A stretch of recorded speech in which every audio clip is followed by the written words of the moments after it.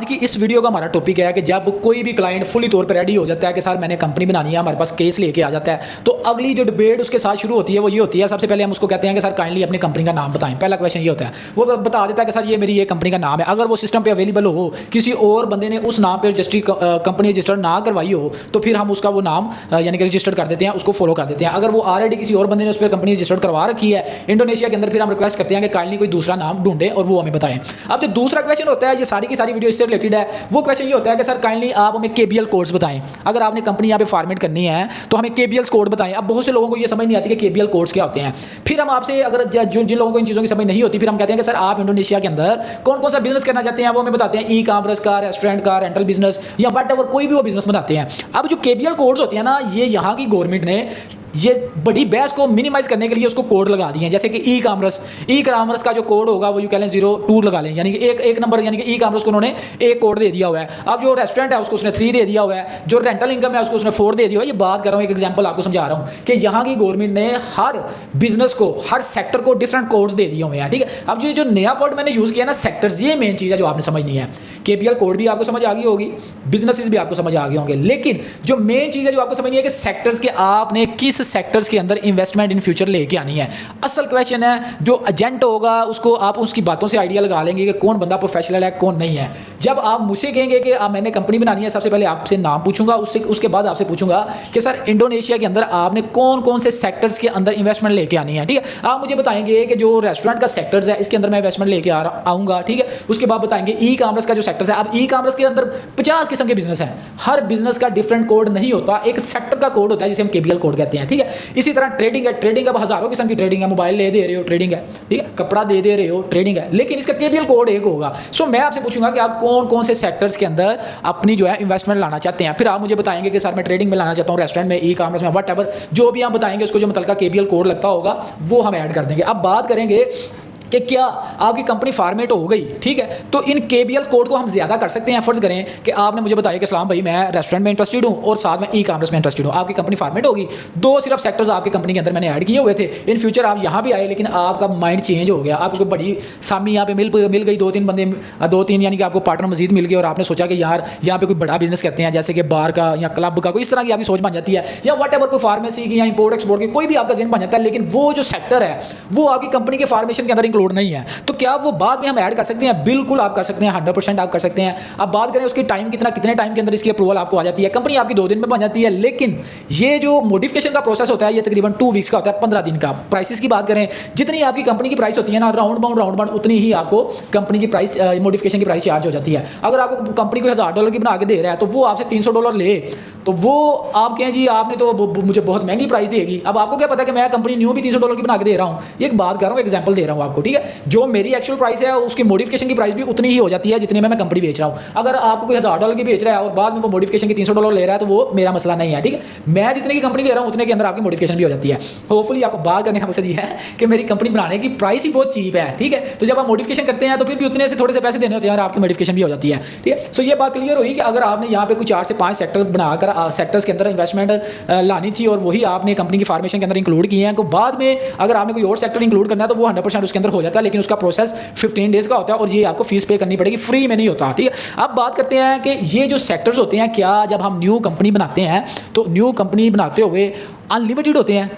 बाद में जो आपको 50,000 लाख रुपया देना पड़ रहा है, तो आप तो फिर ये सोचेंगे हम अब ये न्यू कंपनी बना रहे हैं, क्यों ना इसी अभी सारे सेक्टर ऐड कर लें, बेशक 200 है, 300 है या 20 है या 30 है या 50 है, तो आगे तो ये कोशिश होगी एक दफ़ा ही ऐड कर लें, किसी ना किसी में तो जाके इन्वेस्टमेंट करेंगे।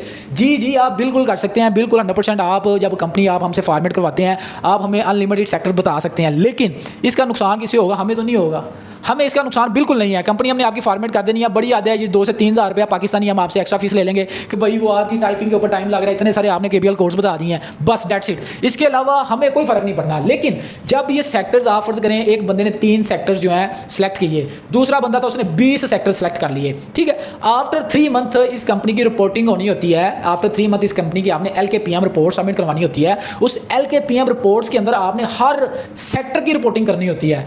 20 है 50 हैं या कि वो 3 या 4 हैं। जिस बंदे ने 20 सेलेक्ट किए हैं उसको 20 सेक्टर की रिपोर्टिंग करनी पड़ेगी। जिस बंदे ने 2 से 3 सेक्टर्स जो है वो ऐड किए हैं उसको सिर्फ 3 की करनी पड़ेगी। अब जिस बंदे ने आपका ये काम करना है, जिस लॉयर ने, जिस अकाउंटेंट ने, आप खुद समझदार हैं कि एक आप उसको 3 सेक्टर्स की फाइलिंग के लिए उसको पैसे दे रहे हैं और दूसरा बंदा कह रहा है कि आप जो उससे पैसे ले रहे हैं वही मुझसे ले। ऐसा पॉसिबल हो सकता है? कभी भी नहीं। जिन लोगों से आप अपनी LKPM रिपोर्ट सबमिट करवाते हैं वो आपको फाइल के हिसाब से चार्ज करता है, यानी कि एक फाइल यानी कि एक सेक्टर का मैं 2000 रुपया लूंगा, ठीक है। अगर आप 40 सेक्टर्स की करवाएंगे तो आपको 80,000 रुपया करना पड़ेगा। दूसरी तरफ है उसने पहले थिंक किया कि यार वाकई में इन सेक्टर्स के अंदर इन्वेस्टमेंट करने वालों, पहले उसने डीप सर्च किया और उसी सेक्टर्स को उसने अपनी कंपनी के अंदर ऐड करवाया। अब उसके 2 या 3 सेक्टर्स के आफ्टर 3 मंथ उसको 6,000 रुपया पे करना पड़ रहा है। दूसरे बंदे को हर 3 मंथ बाद 80,000 रुपया पे करना पड़ रहा है। तो उससे होपफुली ये भी आपको चीज़ समझ में आ गई होगी। सो रियल रहें, ठीक है, लिमिटेड रहें लेकिन रियल रहें। जो आपका वाकई में प्लान है, जिस सेक्टर्स के अंदर आप आना चाहते हैं, आप उन्हीं सेक्टर्स को जो है वो उनको ऐड करवाएं। लेकिन इन फ्यूचर अगर कभी आपको प्रॉब्लम बने भी तो आप नया सेक्टर उसके अंदर ऐड करवा सकते हैं। लेकिन इस तरह ना करें कि आप 20 के 20 सेक्टर जो है वो ऐड करवा दें। अगर आप इनकी रिपोर्टिंग नहीं करेंगे आपकी जो कंपनी का लाइसेंस है वो कैंसिल हो जाएगा, ठीक है, आपकी कंपनी ब्लैकलिस्ट हो जाएगी अगर आप रिपोर्टिंग नहीं करेंगे तो। अब बात करते हैं जो सबसे कॉम्प्लिकेटेड क्वेश्चन है कि अस्सलाम भाई जब आप हमें कंपनी देते हैं तो आप हमें कौन सा लाइसेंस प्रोवाइड करते हैं, ठीक है। अब बहुत से एजेंट हैं वो आपको कंपनी फॉर्मेशन के अंदर आपकी फिशिंग करते हैं, बहुत से डॉक्यूमेंट्स भी आपको देते हैं और ऐसे ऐसे नाम लेते हैं कि जो हमें पता भी नहीं होता, ठीक है, वो सारी फिशिंग होती है। जैसे कि एक नाम इंडोनेशियन है, उसको इंग्लिश में कुछ कहते हैं, ठीक है, वो 2 लिख देंगे और आप कहेंगे कि पता नहीं मुझे 2 डॉक्यूमेंट्स मिलने वाले हैं, जबकि वो दोनों नाम एक डॉक्यूमेंट्स के होंगे, ठीक है। इसी तरह लाइसेंस का मामला है। जो आपके लो रिस्क बिजनेसेस होते हैं ना, जैसे छोटे छोटे आपके बिजनेसेस हैं, लॉन्ड्री का काम है या ट्रेडिंग का काम है, इनके जो लाइसेंस होते हैं ये ऑटोमेटिकली अप्रूव होकर आपके OSS पोर्टल के अंदर जो है वो अपलोड हो जाते हैं, ठीक है। इनके अंदर आपको किसी किस्म का कोई ऑफिस शो नहीं करवाना पड़ता, कोई एनवायरनमेंट नहीं दिखाना पड़ता या कोई ऐसी डिग्री या ऐसी कोई स्किल नहीं आपको दिखानी पड़ती है जिसके पे आपको लाइसेंस देखे ना। अगर आपने मुझसे कंपनी बनाई, ठीक है, और आपने मुझसे सेक्टर ऐड करवा दिए, 14 सेक्टर ऐड करवा लिए या फर्ज करें 5 सेक्टर ऐड करवा दिए। अब उन 5 सेक्टर्स के अंदर आप किस सेक्टर्स के अंदर इन्वेस्टमेंट लेके आएंगे ये आपको पता होगा या मुझे पता होगा? मुझे तो नहीं पता। जब मुझे पता ही नहीं है तो जो कंपनी की प्राइस मैं आपको बता रहा हूँ इसके अंदर लाइसेंस की वैल्यू या लाइसेंस की प्राइस कैसे इंक्लूड होगी?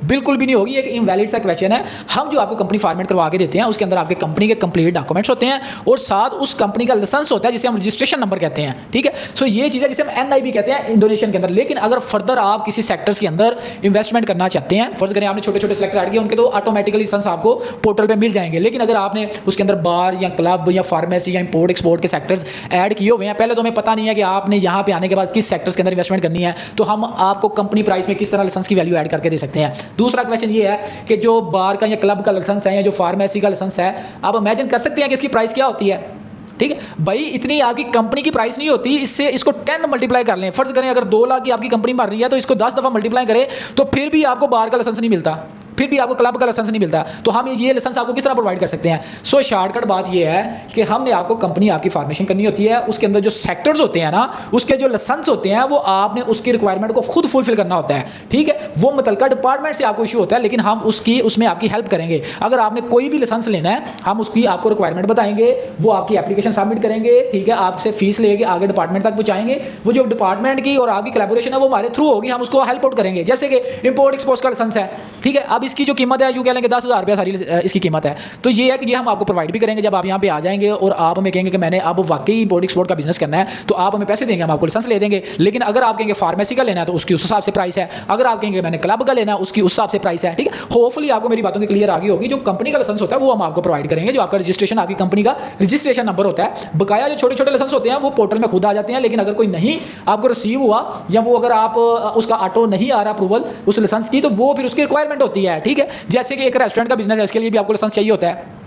मिनिमम लेवल पे आप कोई भी बिजनेस करते हैं ना, मिनिमम यानी कि छोटे से लेवल पे, रेस्टोरेंट है, ई कॉमर्स है, यहाँ के कोई ग्रोसर की दुकान है छोटी सी है या कोई स्टॉल है, तो उसके लिए भाई किसी किस्म के कोई भी लाइसेंस की जरूरत नहीं होती, ठीक है। उसके लिए जो आपकी कंपनी है ना उसका जो लाइसेंस बेसिक लाइसेंस है वही इनफ होता है कि आपने एटलीस्ट कंपनी रजिस्ट्रेशन की हुई है, ठीक है। जब आप एक बड़ा सेटअप लगाते हैं फिर डिपार्टमेंट्स को पता लगता है कि यार इस बंदे ने यहाँ पे सेटअप लगाया है, फिर वो विजिट करने आते हैं, फिर वो आपसे आपके लाइसेंस की डिमांड करते हैं, क्या आपने मुतलका अथॉरिटी से इसका लाइसेंस लिया हुआ है। अब ये जो सेक्टर्स होते हैं ना, इनके हर सेक्टर की डिफरेंट जो है वो फील्ड है, ठीक है। अब जो रेस्टोरेंट वाली फील्ड है या उसका जो डिपार्टमेंट है वो डिफरेंट है, बार क्लब का डिफरेंट है, फार्मेसी है जो वो आपने वो डॉक्टर से उनका लाइसेंस लेना होता है, यानी कि उसका एक डिफरेंट डिपार्टमेंट है।